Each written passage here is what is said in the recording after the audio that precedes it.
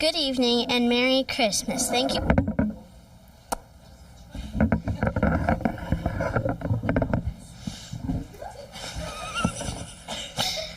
Thank you for coming out tonight. We have a heartwarming yet fun Christmas story prepared for you. As we enter the Christmas season, we want to stop and think about Jesus and who he is and the example he lived for us during his life here on earth. He told his disciples that people will be held accountable for how they treat others. Remember the story of the sheep and the goats? Jesus said to his disciples, "For I was hungry, and you gave something to me to eat.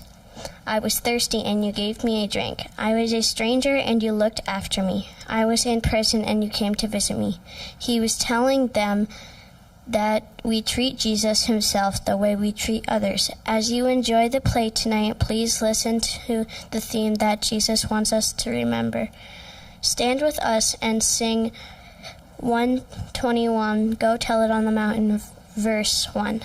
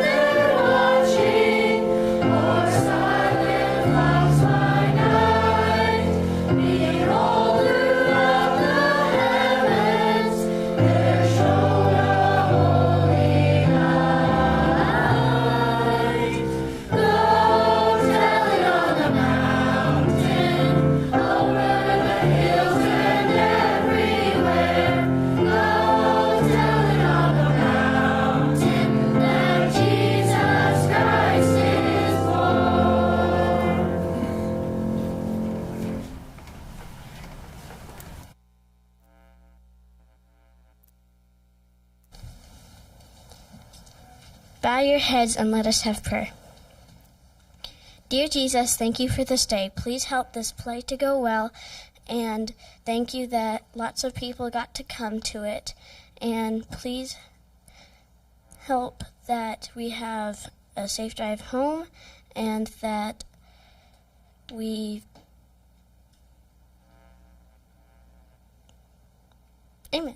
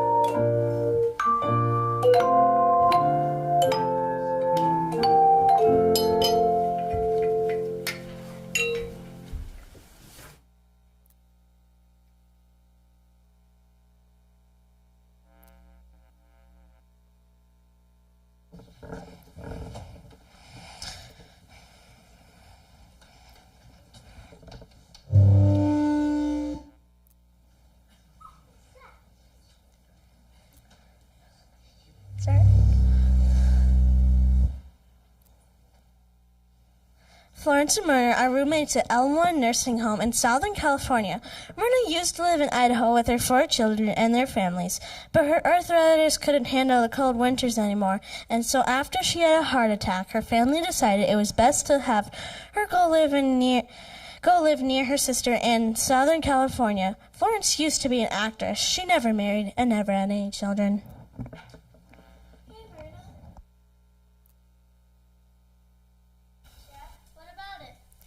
Well, sometimes I sit in this little old chair, thinking, why couldn't I be that lucky? Why not take in a little old lady instead of a little orphan? Well, I was cute when I was young, but not anymore. I'd prefer a cute little girl than an old lady in a wheelchair. Cute? Not anymore. Never. You were an actress in Hollywood, and everybody said that you were cute. Yeah, still. Wouldn't it just be wonderful if a family with children and everything walked in tonight and took me in, took us in? I would have a real family Christmas with stockings and gingerbread houses. Yeah, my Christmases used to be like that. But this year, it's just you, me, and the cat cobbler. Now why couldn't they? Why couldn't they what? Come in here and adopt a grandma for Christmas. Dream on. People are too busy with their own lives to even bother with a stranger, especially at Christmas. Christmas is for families, and if you don't belong, you don't belong. Well, I don't know about that, Florence. I know a lot of good people, wonderful people who aren't too busy to bother with a stranger. Oh, I'm sure you know people who will give canned goods to the poor, or even go to the old folks' home to sing carols. But to take somebody in, to really give somebody a Christmas started out that way, with no room for a stranger, and that's the way it'll stay. If you don't belong, you don't belong. I don't like it. I don't like it either. No, I mean I don't believe it. There's lots of good people who have room in their hearts for a home for a stranger. Name one. Name one. My children, any 4 of them. Your children were taking a stranger? A stranger. Strange as me? Strange, even as you. Nope, they wouldn't. Your kids are good to you, but nobody, not even yours, would change their Christmas around to take in a stranger. Mine would. Would not. Would too. Then let's find out. I say they wouldn't. What? Call them. And ask them if they'll take in a little old lady who needs a family for Christmas. Call them. But you, take you in.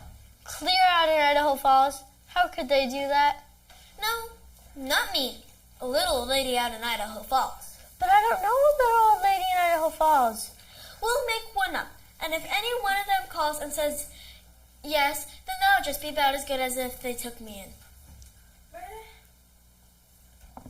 Myrna hesitated. Would they say yes? She had spent long years teaching them to be good Christians, to be compassionate and caring of others, and she had set a good example. She had often quoted to them that wonderful scripture, "For I was hungry, and you gave me something to eat, and I was thirsty, and you gave me something to drink. I was a stranger, and you took me in." Now that she was no longer there, would her children recall the things she had tried so hard teaching them? Had her children really learned the lesson she had devoted to her life to teaching? Did she dare to find out? I was a stranger and you took me in. All right. I'll call them. But what do I say? Tell them about Genevieve. Genevieve. That's her name. Genevieve. Very well then. Tell me about her. Genevieve has been confined to a wheelchair for 8 years after suffering a stroke that may have been brought on by the disaster of her house burning down on the 4th of July. They think it was because a neighbor boy was playing with fireworks. She was desolate, of course, as all her important papers and thousands of dollars of antiques went up in flames, as well, of course, as her best dresses. It must have been awful for her. Dreadful. Just dreadful. Did she have any children? 3 children, but none of them would take her in. Genevieve has had a tragic life from the outset. Tragic. She married very young to a man who turned out to be an alcoholic. And 5 years and 3 children later, he abandoned her. She moved to Idaho after remarrying a man who inherited a potato farm. There. And he left her for the town librarian. And Genevieve was alone once again at the age of 52. Her 3 children live in the East. Why the town librarian? Well, don't ask me. That's just the way it was.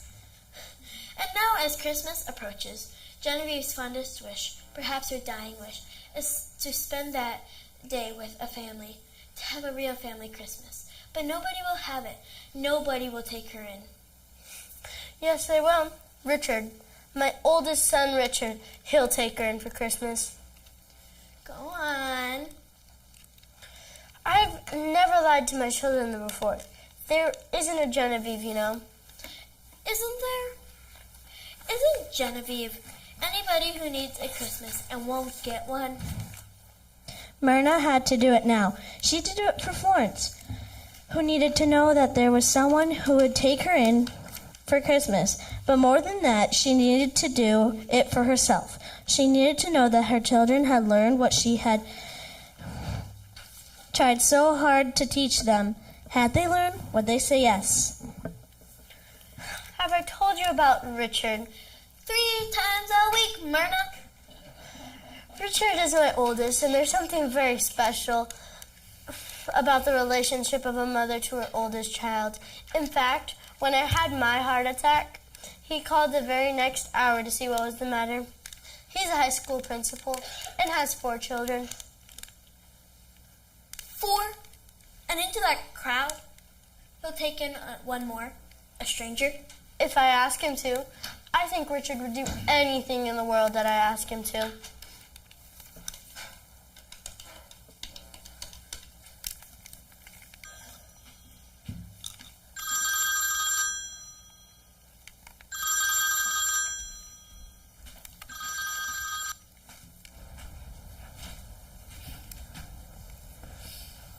Hello? Hi, darling. It's Grandma. Oh, hi, Grandma. How are you? Fine, fine. Is there snow there? Snow? Of course not. Well, Robbie said that about 10 years ago it snowed in Los Angeles. I was just wondering if it would do that again. Then at least you could have a white Christmas. I hoped you were coming this year. Yes, me too. Well, is your daddy there? He's in his office working. He told me not to bother him, but I'll just knock on the door and tell him you're on the phone. Love you, Grandma. Love you too, darling.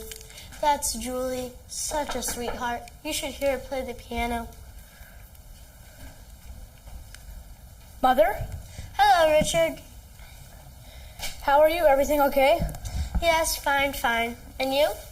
Just great. Santa Claus is staying up till 1 p.m. trying to get a couple things settled for Christmas. But other than that, it's going pretty good. But it's cold here. It reminds me of that time that we got snowed in for 4 days, remember? I remember. Richard, there's something I want to ask you. Something I want to ask you to do. Sure, Mother. What is it?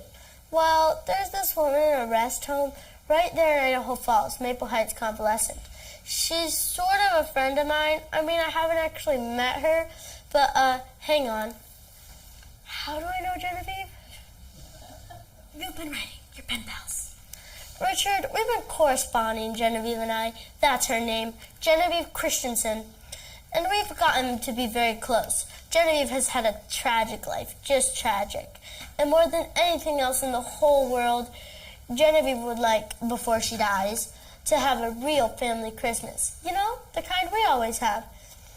I was wondering, Well, what I'm asking, Richard, is that you and your family take her in for 3 days and give her a real family Christmas. Richard? You mean here? Bring her into our home? That's exactly, right into your home. She gets around quite well with the aid of her wheelchair. I really don't think she'll be much trouble. Well, what about her family? Oh no, Genevieve has no family. No real family anyways.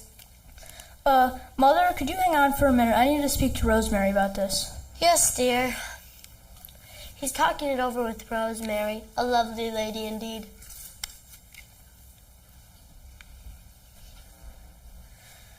You see, the problem is, Brecky's bringing her fiancé home from college. We haven't even met him yet, so that just means putting the two younger ones together to make a place for him. I'm afraid that, well, there just wouldn't be room. You see, this is sort of a special time for Becky. I'm afraid that, well, having a stranger here and all would sort of, Oh, okay. And tell Becky I'm glad for her. Oh, I will. You said Maple Heights? We'll bring her some cookies. No, don't bother. She can't have sugar. He said no. But he had a good reason, a very good reason. Their oldest daughter is bringing her fiancé home for Christmas, and it just wouldn't be comfortable. Genevieve wouldn't want to make Becky uncomfortable. No. Only, it's always uncomfortable. It's always inconvenient. I'm inconvenient, and Genevieve's inconvenient. No, that's not so, Florence. Richard had an unusual circumstance. One of my children, at least one of them, will take Genevieve in. Who's next? Joy. Have I told you about Joy? Dinner time. Chicken surprise. There's no surprise. 'Tis the season to be jolly, and look what I got you. Now, don't you dare tell. The doctor said chocolate is off limits, but I've seen those candy wrappers in your wastebasket. I don't know who's been pushing it, but I know you've been getting it from somewhere. In the last 2 weeks, I haven't seen any candy wrappers. I figured you must be getting desperate.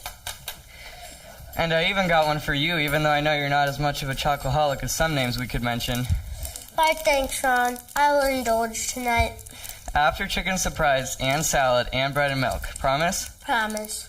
Okay, I'll check on you guys in 20 minutes. Now there's a lovely human being. You see, Florence, the world is full of lovely human beings who will go out of their way for you. Ron is a lovely person. He'll go into a grocery store to get you a chocolate bar. That takes about 10 minutes. I'm saying there are people who will do things like that, but there are limits to what some people do for others, and Genevieve is pushing those limits. You're wrong, Florence. And as soon as I finish this chicken surprise and this Hershey bar, Joy and I are going to show you how wrong you are. Did I tell you about Joy's goldfish? No. Well, Joy won the goldfish at the carnival at school, and she put it in a bowl right there on the kitchen counter. And every morning when she was eating breakfast, she would see that little fish and talk to it. Of course, she was supposed to clean the bowl, but as most kids are, she didn't do a very good job. Well, one morning, she had not cleaned it for way too long, and somehow she talked me into cleaning it. So as she left to school, I went to clean the bowl. So I took a little sieve and fished her fish out of the bowl, and as soon as I was holding that sieve right over the sink, the fish jumped up and flopped right down the drain, right before my eyes. What was I to do? It was gone forever. Well, I grabbed my keys and ran to the car, and I drove down the local pet shop. I ran in and said to the clerk, "Please, show me to your goldfish. I just dropped my daughter's goldfish down the kitchen sink, and I needed to get another before she comes home from school." And he said, "Lady, it won't work. A child knows their goldfish." And I said, "Just show me to your goldfish." So we went back and where the goldfish were, and they were exactly one half the size of the goldfish I dropped down the drain. So I bought two. When we got home, I put the two little goldfish in the bowl and didn't say a word about it. Well, Joy did not clean the bowl that evening the next morning, and when we were having breakfast, she suddenly said, "There's two goldfish in my bowl." And Richard said, "Don't be dumb. There's not two goldfish in that bowl." And so they all looked, and sure enough, there were two goldfish in that bowl. And I said, "Joy, I cannot tell a lie. I did it. I dropped your fish, and it broke in two." They all stared at me in amazement, and I laughed. They laughed, and I told them what happened, and that's the story of the goldfish. It felt good to laugh. Myrna had not had a laugh in quite a while, and it felt good. Her home had always been filled with laughter and caring, and going out of her way to do things with her children and for them. She had not had to rush down to the pet store to replace her goldfish. She did not have to do any of the other things she had done for her children above and beyond the call of duty, and had done them because she wanted to, because she loved them. Everything her children had asked her to do, everything else she had felt good and right. She had went out of her way to do. Surely they would, but do the same thing for her. Maybe this was just really bad timing for Richard. But Joy would not let her down.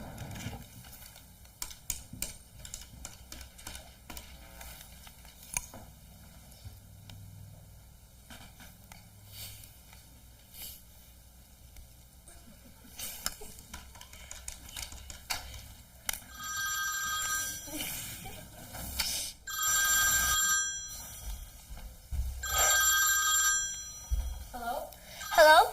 Is this Paul? Hello, Mother. How are you? Fine. We're just running out to go to a program over at the church. Let me go get Joy. Thanks, Paul.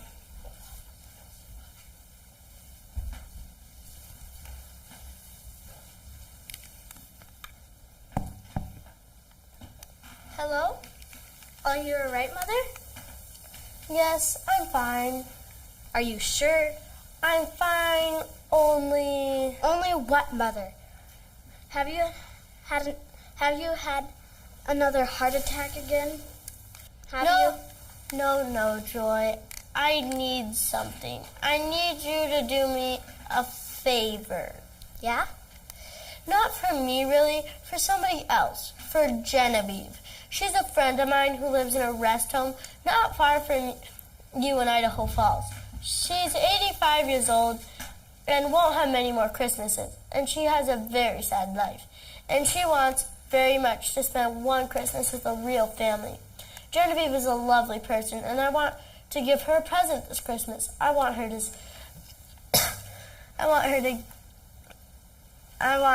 give her Christmas. I want her to spend it with you. Here? You want Genevieve to come and spend Christmas with us? That's what I'm asking, Joy. Mother, can you hang on for a minute? I really need to discuss this with Paul. Certainly. Go talk it over with Paul. I know. She's talking it over with Paul. Mother, if it were any other time, but Jenna has got a bad cold, a very bad cold, and it would be terrible to bring an old person and expose her to something. Yes, I can understand that. Well, Joy, Merry Christmas. We'll call you on Christmas Day, Mother. I've got to run now, or we'll be late for the program. Yes, you run. Goodbye, Joy. Bye, Mother. Maybe she's right. We wouldn't want to get Genevieve sick, would we?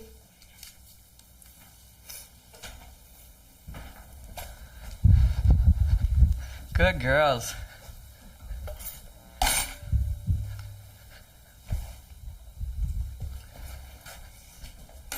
All right, let's get your jammies on. You first, Florence. So soon? It isn't 8 o'clock yet.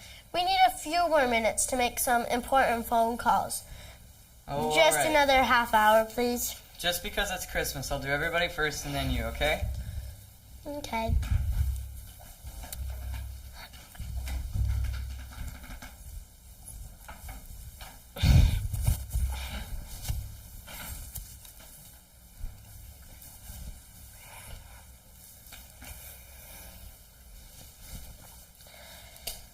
Did I tell you about Dale?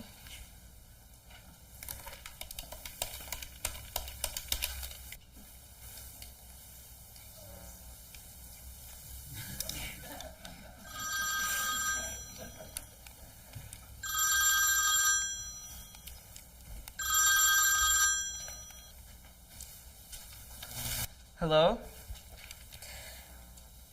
Hello. It's Grandma. Who am I speaking to? Bradley. Hi, Grandma. Is your daddy there, Bradley? No, they just went to the store. They're supposed to be back by now. Should I tell them something? Yes. Would you please tell him to call me? Tell him it's very important that he should call me right away. Can you do that? Sure. You won't forget now. I'll tell him. Bye, Grandma. Bye, Bradley. Now that I think about it, Dale is really the best candidate to bring Genevieve in. He works at the welfare department. He just has such a big heart. Last year, there was a family who really needed help, and Dale organized a fundraiser for them. Well, it was his job. He got paid to raise money for the family. Would he have raised the money if he didn't get paid?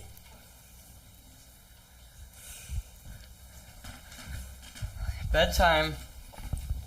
Not yet, Ron. Please, I'm waiting for a phone call from my son. It's terribly important. Are you alright? Is there something I can help with? No, nothing's wrong. I just have to talk to my son. Oh, alright. I'll be back then. Ron, What? if you didn't work here anymore, if you were transferred or found another job, we would never see you again, would we? Never see me again? Why, I'd come back to see you all the time. Make sure you're eating your veggies and sneak in a candy bar or two. Promise? I promised that I would come and see you a lot, even if I got fired, which I might do if I don't get you ladies to bed.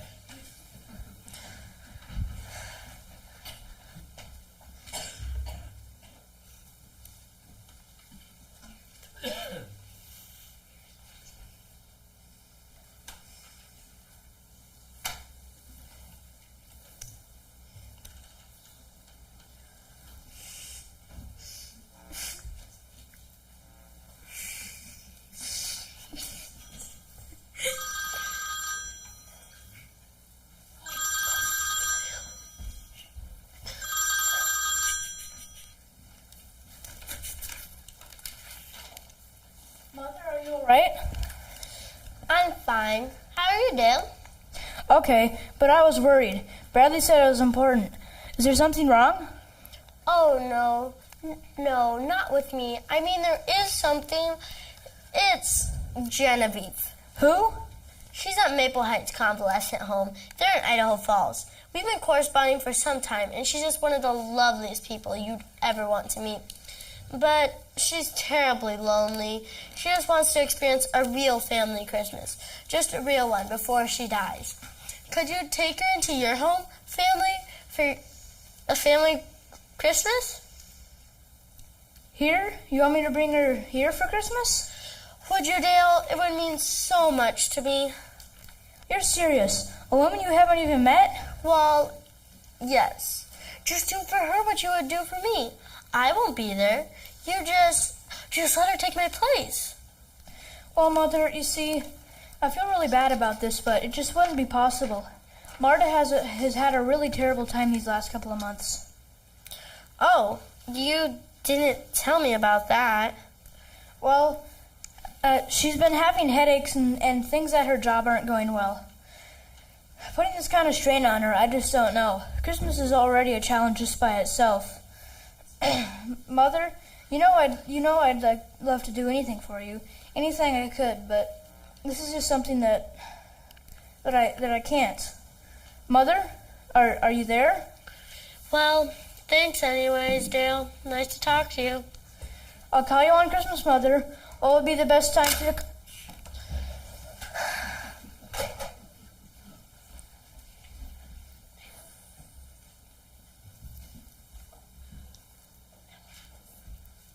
Bedtime. Yes, I suppose so.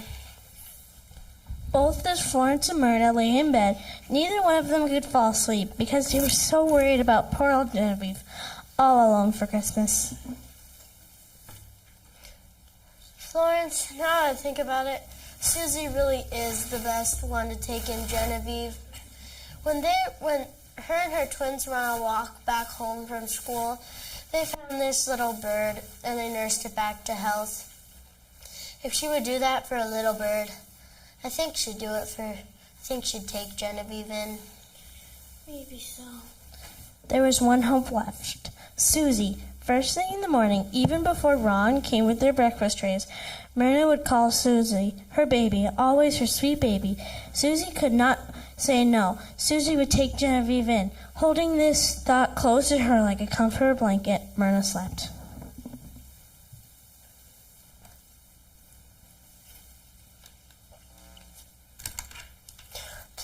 Please let Susie say yes.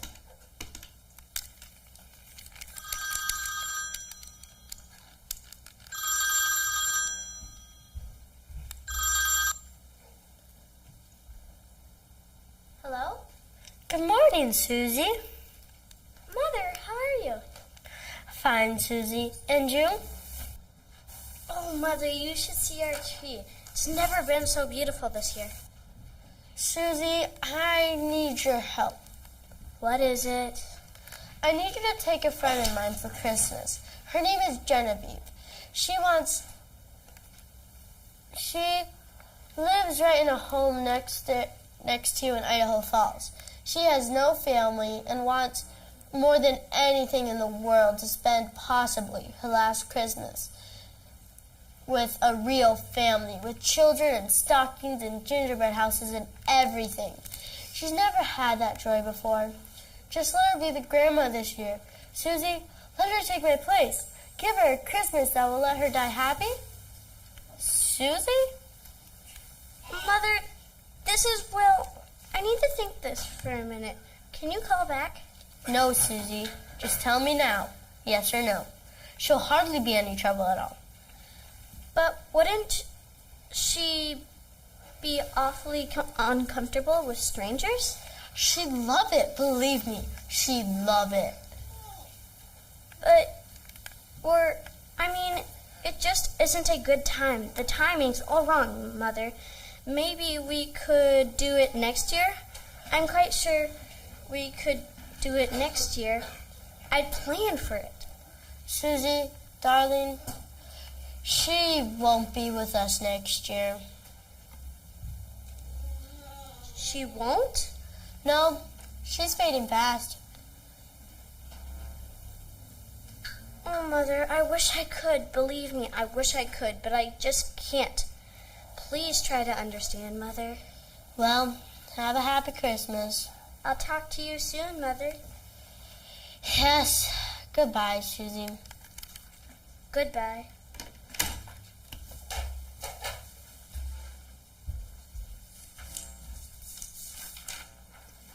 Don't blame your kids too much. Myrna, they're really good people. Now that I think about it, I wouldn't have wanted to take in a little old lady for Christmas when I was young. It only seems like a good idea now that I am a little old lady. I suppose so, Florence. Yes, I suppose so. I thought maybe that my kids would just be different. The next day was the day before Christmas Eve. Carols groups had already come twice from the local churches. Christmas music was playing in the hallway, and Christmas cookies appeared on lunch and dinner trays. Ron was taking 4 days off and had come the day earlier to wish Mary and Florence Merry Christmas. A large box had arrived from Idaho Falls carrying a dozen or so brightly wrapped presents that were now on the table by the poinsettia waiting for the Christmas morning. We're not so bad off, you know.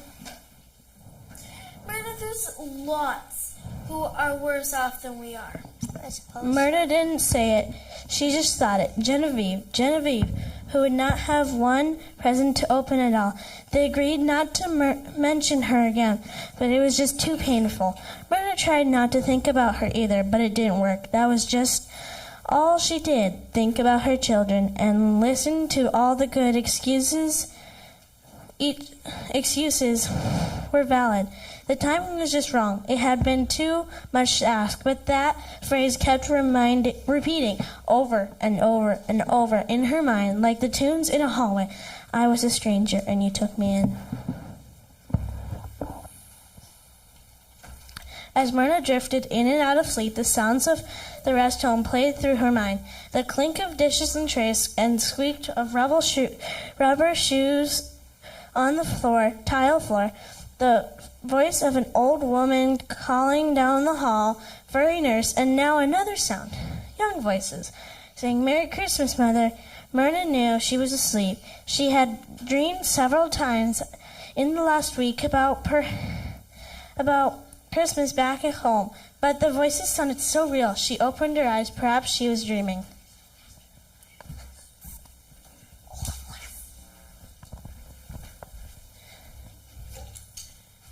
Merry Christmas, Mother. Are you surprised?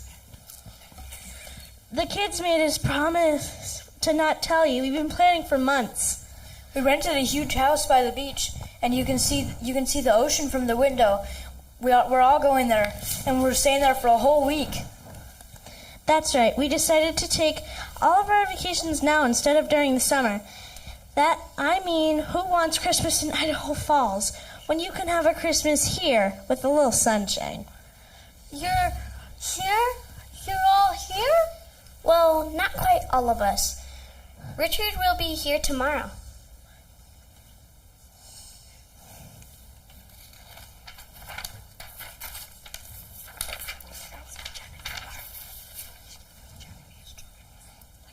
Richard will be here tomorrow with Genevieve. What? Your friend from Idaho Falls. Genevieve. Genevieve is coming here? For Christmas. Well, do you think we would just let her sit alone in a rest home? For Christmas?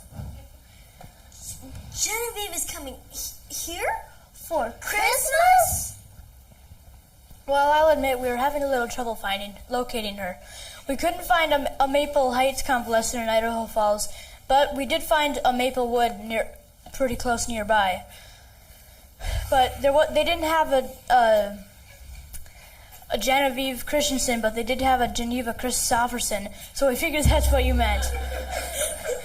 But she was transferred to a rest home in Boise just a week ago, so we sent Richard there to find her. You bought a plane ticket for Genevieve? She'll be here tomorrow. Dale, there is no real Genevieve. Pardon me? Me and Florence, we sort of made her up. You made her up? Why? Well, Florence didn't think that anybody would take in a little old lady for Christmas, and I said yes, and they would, and she said who, and I said my children, and she said no, they wouldn't, and I said they would, and it got to be terribly important, so I had to find out. I had to find out if I taught you anything. If you taught us anything, Mother, for Pete's sake. Mother, you don't remember what you taught us? Well, I guess I had to know if you learned. So there's no Genevieve for Christmas. Florence? Is this Florence? You started this whole thing, did you, Florence? Well, what are you doing for Christmas, Florence? Are you going anywhere? How about having Christmas with us? We seem to have an extra place now that Genevieve isn't coming. Me? Go with you? For Christmas? For a whole week, if you can stand us. You're sure? You're sure you got enough room? There's always room for one more. I heard all that. I got Myrna packed last night. Ron, aren't you off today? You think I'd miss this? They let me in on it. I've been looking forward to it since Thanksgiving. But now I really have to hurry to get Florence packed. Okay, let's get moving.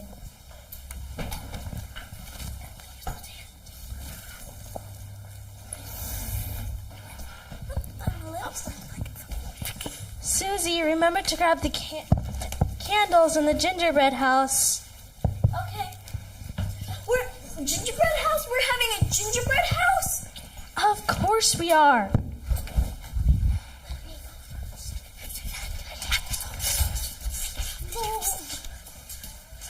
Operator, give me the number for all the rest homes in Boise. Yes, I'll wait.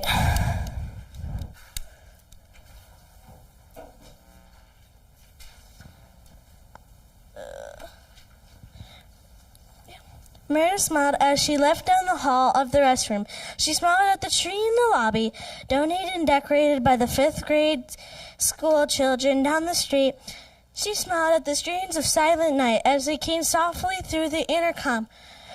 Glory streams from thy holy faith with the down of redeeming grace.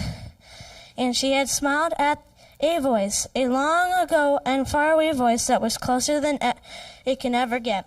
You took me in. I was a stranger and you took me in.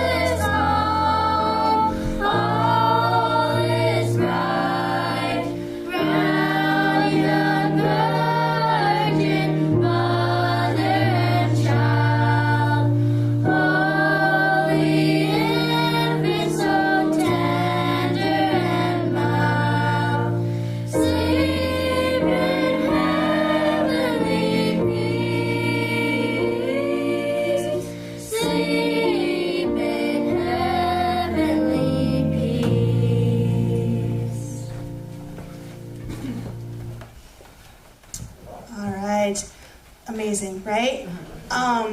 Between doctor's appointments and traveling and COVID and Thanksgiving break and these kids pulled off this entire play, I kid you not, in 3 days. They started practicing Monday. So we're done. We're going to end with a closing song. Oh, go ahead. She's got something to say. Lucky, would you please go?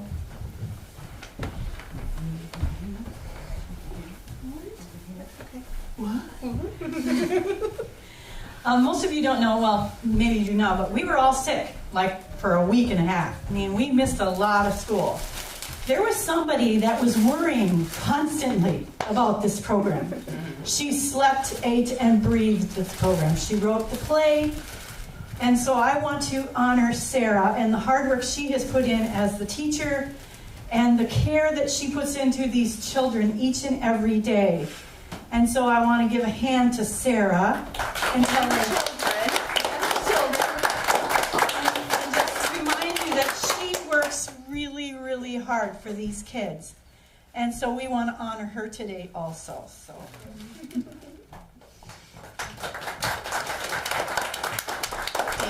Thank you guys. Also, Karen, thank you for playing. It's been beautiful, and Oscar has like totally stepped up, and he ran like everything from back there. Between he and Austin, we couldn't have done this play without him. So you guys are amazing. We're going to end tonight with "Joy to the World." We'll sing all the verses. It's believe hymn number 125. You want to stand and join the children as they lead out in "Joy to the World."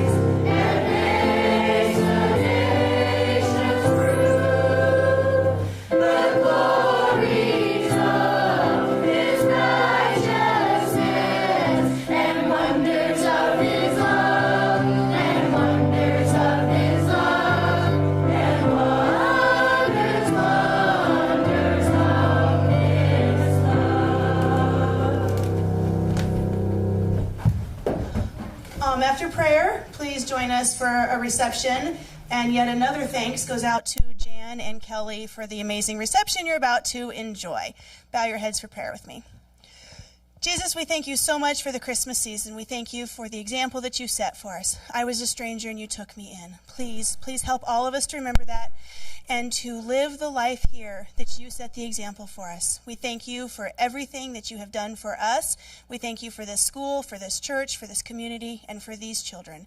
We ask that you go with us now as we go our separate ways and enjoy the refreshments that we're about to enjoy, and help us to come into the new year loving you even more than we already do. In Jesus' name, amen. Thank you guys for coming.